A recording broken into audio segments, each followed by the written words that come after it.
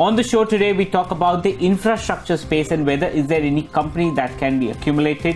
IndusInd Bank has seen a sharp dive in sentiment post the IL&FS exposure and multiple downgrades. We ask our analysts whether they are concerned about the same on the counter.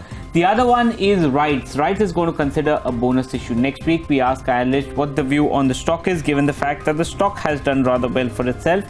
And we ask our analysts about one mid-cap stock they believe is worth buying for 1 year, given the fact that the market is becoming extremely dull and boring. One stock that should be accumulated on every dip and decline. But we'll start with the first one, and that is the infrastructure space. Now, what we did was we actually tried and analyzed what a lot of these infrastructure companies have done. But what we saw was that at least in compared to UPA2, NDA1, a lot of infrastructure companies did extremely well as far as their revenues were concerned, as far as their execution was concerned, as far as their profitability was concerned. Whether the trend is there, whether this is the sector you should be in, or whether it's the sector that probably will take much more time to recover, that's something that we want to talk about. So Vivek, I'll start with you. Your sense on the infrastructure space, anything that you like in this space, or like many, are you averse to investing in infrastructure? Well, I'm slightly averse to investing in infrastructure for a couple of reasons. I mean, you and the viewers over a period of time would have noticed that I prefer companies which generate return on capital, return on equity upwards of 15-18%. Preferably should not have much debt and generate free cash flows. I mean, with strong balance sheets. Now, as far as infrastructure as a sector is concerned, what we have is that the business models prevalent in the last 15 years or so does not permit the infrastructure construction companies, or even an extension of that, people who take the HAM projects or BOT projects. I mean, infrastructure companies who also do that take the longer term risk of revenues from the project that they are executing, does not permit them very high EBITDA margins. As a result, what you have is not very high return on capital, return on equity on a cycle basis. 1 or 2 years they may earn 15-18%, but over a 5-7 year period, can they sustain that 15-18% return on capital? That's been a question mark. And one of the reasons is the high receivables which they need to receive from the government agencies, whether it is NHAI or the state government. A lot of the projects now are undertaken by the state governments and independent agencies, like most metro projects. I mean, it's an independent agency, which is a corporation in most cases. Now, those dynamics aren't changing. So yes, in the last 5 years, we saw several of the infrastructure companies do very well on the execution side. But this part of the business model of receivables being like 4 to 6 months, hurting their cash flows, hurting their return on capital, return on equity, I would wish that to change. Not that their valuations also are so compelling that I would be inclined to dilute the parameter of return on capital and cash flows. So there is I have a suggestion to play the infrastructure theme in a different way, and we'll be discussing RITES a little later. I mean, it's coincidental that we are discussing the infrastructure and RITES as a stock on the same program. But I would prefer to play it by the engineering consulting companies rather than the infrastructure executors, not the construction companies. Okay, that's the view that's coming in on from Vivek. What's your sense, Sharmila, on the infrastructure space? Anything that you own or you've told your clients to accumulate? Well, not really asked anyone to accumulate, but I think yes, increasingly going forward, maybe the space could get interesting. And yes, I think the problems that infra as a sector have faced are pretty well known.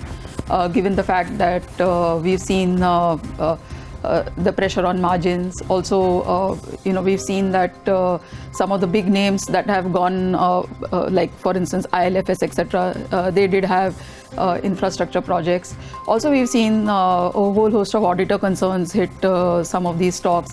So they've been hit by multiple issues, So it's while you can argue that execution has been good, I think the margins have not been there, and the headwinds have been multiple.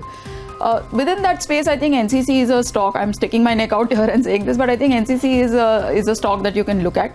And there are a couple of reasons for this. I think, one is that really the sort of the concerns on NCC started ever since, we saw the separation of the two states, because they are concentrated in that space, and, there was a little bit of a worry at that time, how things are going to fall in place for them. But I think now they're over that, and I think they have exhibited that in their numbers over these last couple of quarters, where numbers are beginning to look good, order inflow is good. The management has sort of sounded out one concern, saying that, they've heard that the new government may cancel some orders which are yet to start, and their order book could get impacted to the tune of 6,100 crores. But of course, over the past 1.5 months, we really haven't seen any or heard anything further on that. But I think given the fact that their earnings are looking good, their order flow is good and likely to improve from here, I think this is a stock that one can look to buy, especially as you said, if you see those dips, then this could be a stock that you could acquire. Okay, that's the view that's coming in. Vivek, just one quick question. Obviously, you'll speak on rights, but you think that the argument on infrastructure compared to L&T, that there's no other alternative that holds, is L&T something that you would look at in this space? I may consider L&T simply because it's part of the Nifty, and if I need to have a fair representation of the index in my portfolio, then I really don't have, or not me, but most people don't really have a choice but to have L&T also in their portfolio. But besides L&T, I mean, I'm not saying there aren't good enough companies. I mean, like she mentioned of NCC, I mean, even say a Gayatri Projects is a respectable company. Dilip Buildcon has done very well over the last 5 years in terms of scaling up. There have been a lot of clouds about the political affiliations of some of these companies. I'm not commenting on any of those, but purely from a business point of view, they have done well. I'm not comfortable, firstly, on the business models and the valuations, which is why I stay away. Okay. So I've got alternatives to play. Just add there, I don't know whether it's fair to call Larsen an infra company. Okay. I mean, when you talk of infra, I would assume we are talking of companies which are, into building roads. But it does that. Majority of its business comes in from the construction business. I think it's more a capital goods play to my mind than really larger projects and more sort of, turnkey projects than some of these companies. But the turnkey which projects are because of the EPC projects that they do. Absolutely. Infrastructure in capital goods is a small part. They do a lot via hydrocarbons. They got a lot of defense. But obviously, you have a view on L&T as such? No, obviously, I think as Vivek said, I am positive on L&T, but it's had a run up, and yes, numbers were good.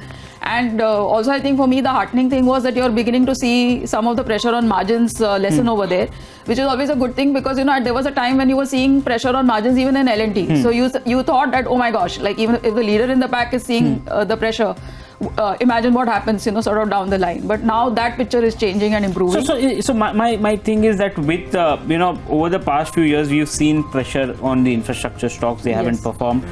Their financials they've done well compared to UPA 2, but they still haven't done exceptionally well. With issues in the housing space, with issues in NBFCs, will probably this get worse for the infrastructure space in the next few years? Well, I think since it's a sort of going to be dependent also on the kind of spend that they see from the government, hopefully things will get better. And the housing problem is completely, it is more builder driven and more developer driven.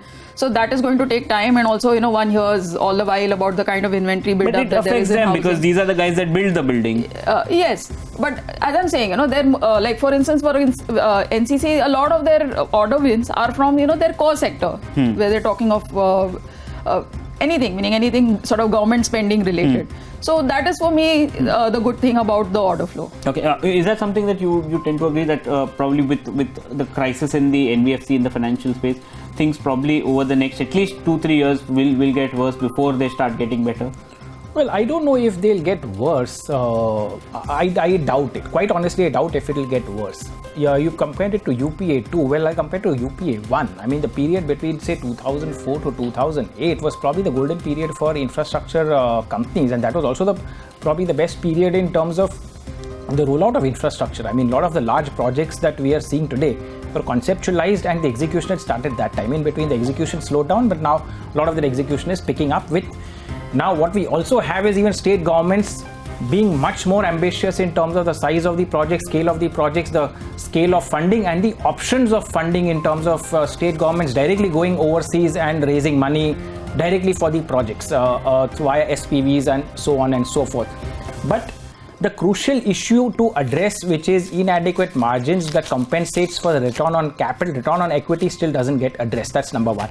But I don't think it'll get worse for the simple reason that what we have is a very pragmatic minister, Nitin Gadkari, who's at the helm of the infrastructure space.